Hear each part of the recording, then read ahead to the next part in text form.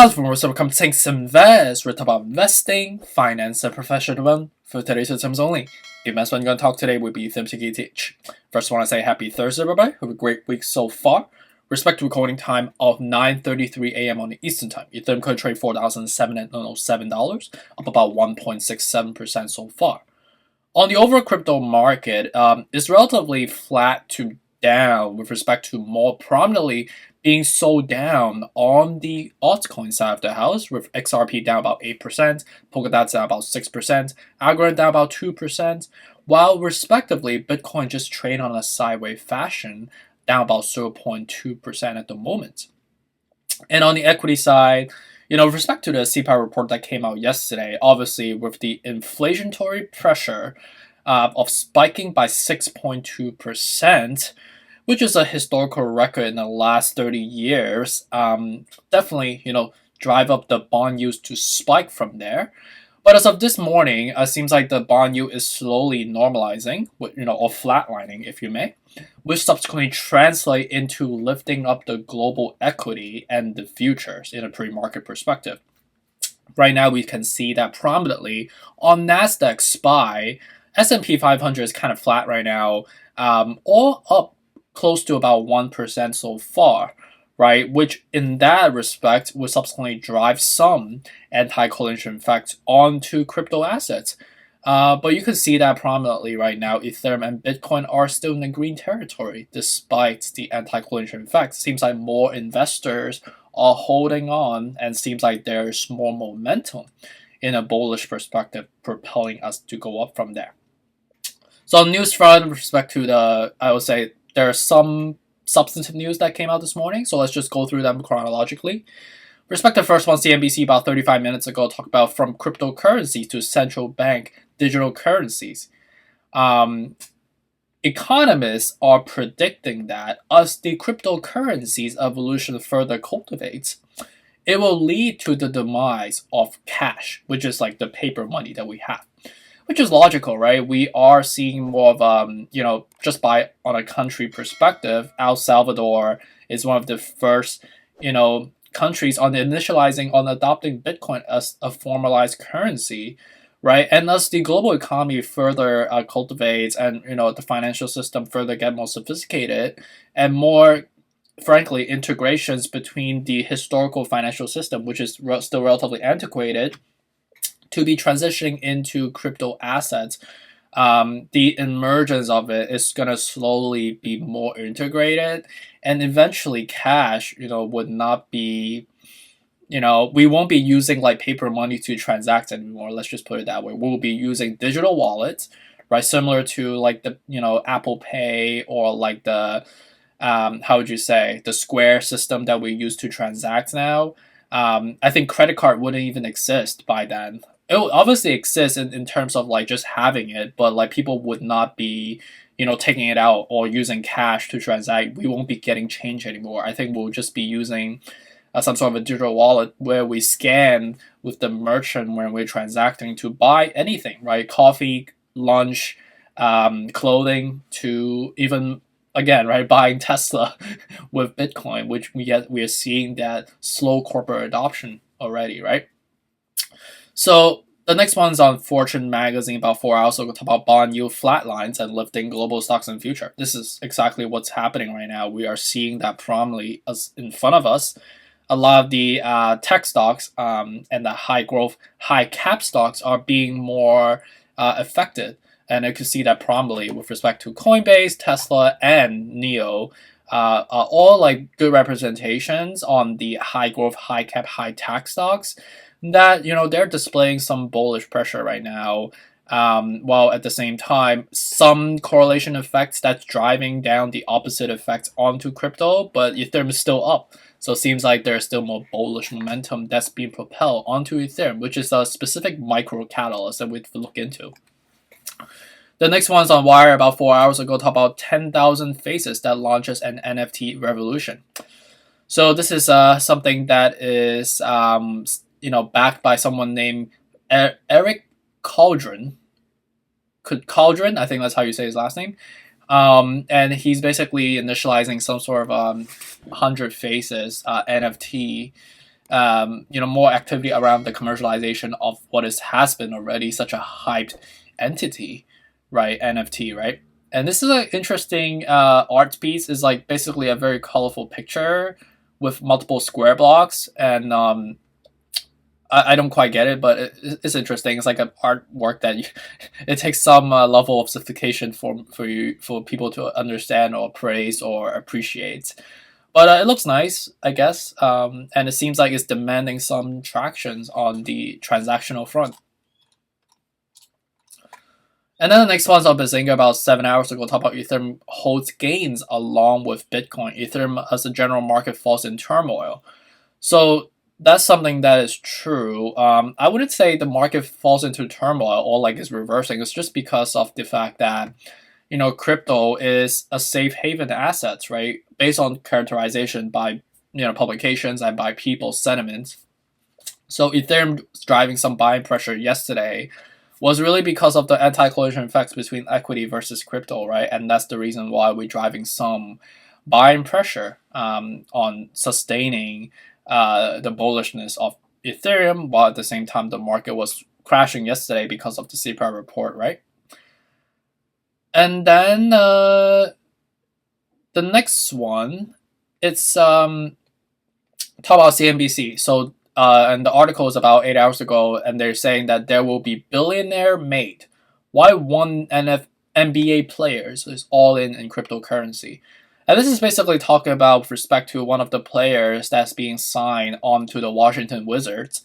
His name is Spencer Dime. I can't say his last name, so correct. I think he's like a rookie or something, if I'm not mistaken. I haven't really followed basketball lately, but he's decided to take on basically his paychecks in Bitcoin specifically going forward. So if Bitcoin is gonna be, cultivated into the price level that many analysts, including myself, are identifying, yeah, I would say a lot of people is gonna be billionaires or millionaires at least, as they invest into this asset class going forward.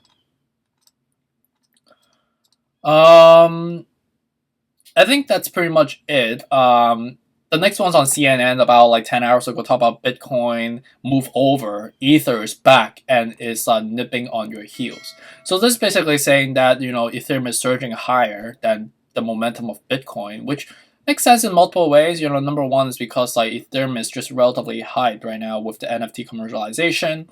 Also, the price entry level for Ethereum is lower in comparison to Bitcoin for obvious reasons. And because of the momentum that we've been dragging for Ethereum, right, and the anti-correlation effects and multiple other factors, right? So it's not, and also Bitcoin and Ethereum are like just basically brother and sisters right now. So there's some competitive elements in play as well. So I wouldn't say like Bitcoin completely move over. It's more just like a media affectation again, right? So let's take a look at the technicals now. With respect to the Ethereum right now, up about close to 3%. We're still overbought at the 65 out of 70. We're still leaping up. We haven't formed any death cross yet, but we are very close to it, right? It's just about giving the whales and incentives on selling off, right? It seems like we're still dragging up because of the fact that Bitcoin is still dragging up. But Bitcoin is a little bit shaky right now because of the fact that we try to get to the 70K. We couldn't, and we subsequently sold off from yesterday because of the CPI report. And right now, we are fusing together, so comparable to the Ethereum momentum, right? Fusing together as well. We're still at the overbought level, the 61 out of 70. So I would just probably hold right now. I wouldn't incur any more risk. Ideally buying somewhere below in a more substantive level at bare minimum 60K. At bare minimum to the 52 and then the 47 would be more logical for me to even incur any risk at the moment. Dogecoin right now is still at the bearish momentum. We are trying to sustain to go up to the 30 cent level. But you can see that we clearly have not been able to do that. Every single time we got there, we got canceled out with the 50 out of 70. So like at a neutral level, so it's not terrible. And ideally, maybe buying somewhere around like the 20 cents all the way to like 23 all the way to 20 cents would be much more logical from here. Cardano right now, it's You can see that clearly we tried to get to the 240, yes, like 2 days ago, but we couldn't. So something ideally hovered back down to below like the 230, which we hovered for a little bit, subsequently sold back down to break below, and then we got to the level of consolidation at 225. And as we broke that, we crashed them all the way to below $2 to 190, which was the resistance level.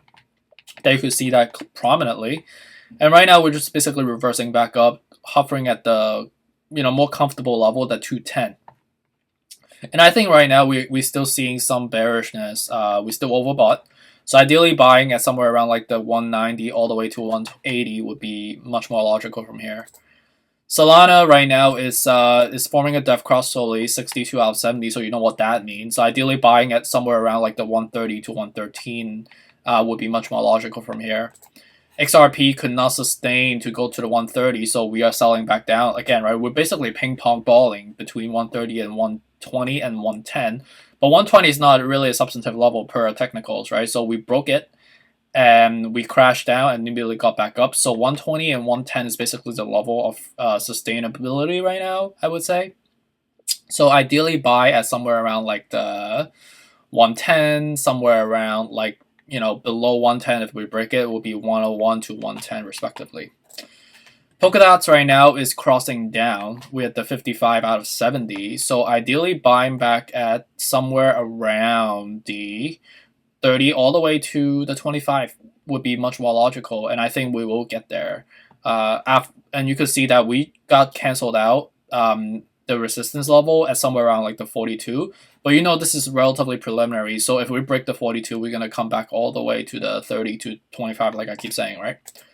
Algorand right now, it's surging up. I think the momentum is okay, but you could see that clearly how many times we tried to get to 210, but we got canceled out, right? Like at least 6 times here, based on what we see just in a snapshot in the last couple of weeks so far, right? So right now it's a 60 out of 70, so I don't think right now is the best opportunity for you to buy. I think somewhere around like the 160 to the 150 would be much more logical from here. Shiba Inu right now is just public investors buying in, or retail investors up about 10% right now.